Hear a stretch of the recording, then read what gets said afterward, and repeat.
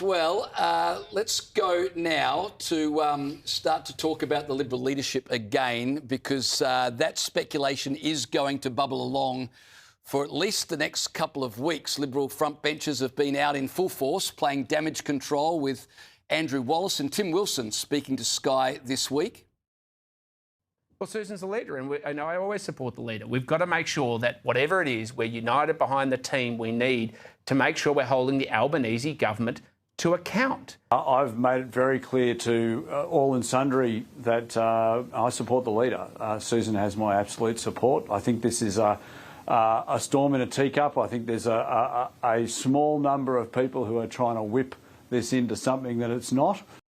Of the two contenders, Angus Taylor's refusing to rule out a tilt for the leadership.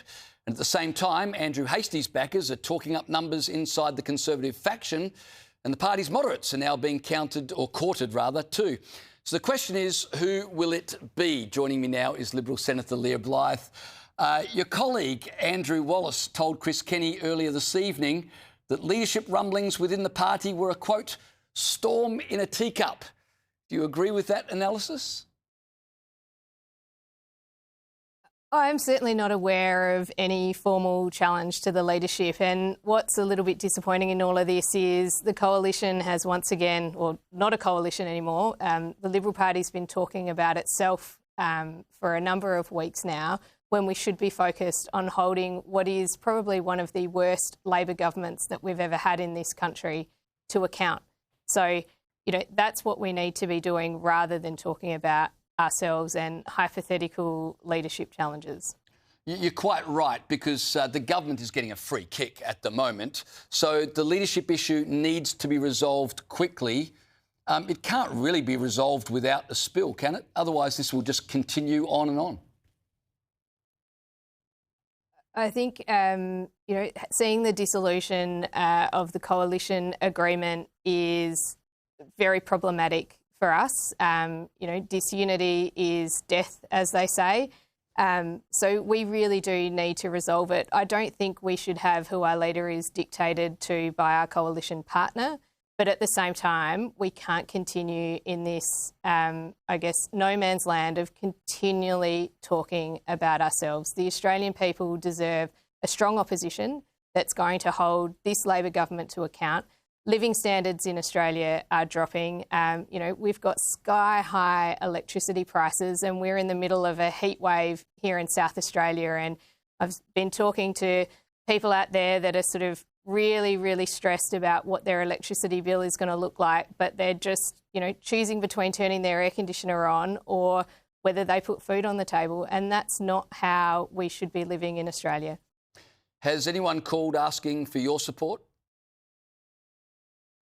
No, I haven't had any phone calls asking for my support. So I think, this is a lot of speculation out there, and I am in the shadow ministry, and that is, I support the leader. We haven't had a ballot. There's been no call for a ballot. So I think we really all need to be getting back to the job of holding this Labor government to account. I have to smirk, because when politicians say, I am in the shadow ministry and I support my leader, it sounds like because I'm in the shadow ministry, that's all I can say. Is that a fair assumption?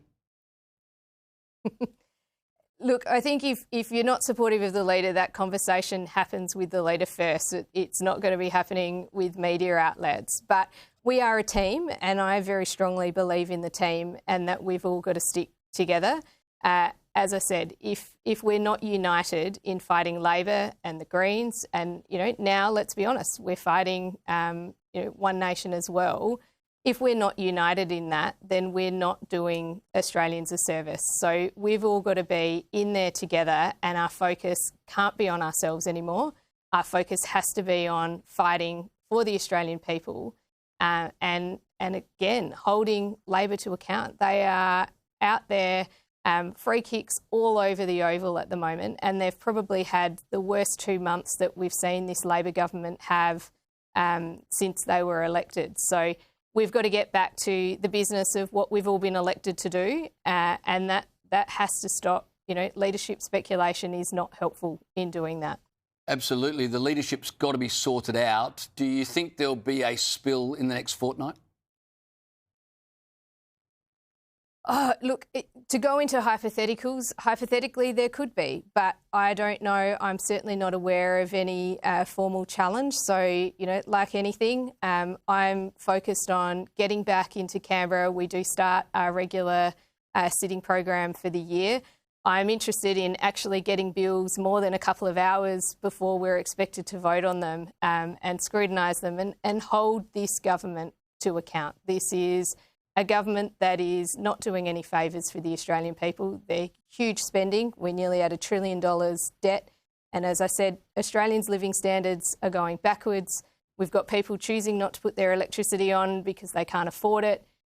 This is a government that really does need the entire focus of the opposition to make sure that we're doing the right thing and sticking up and fighting every single day for the Australian people. Senator Blyth, thanks for your time.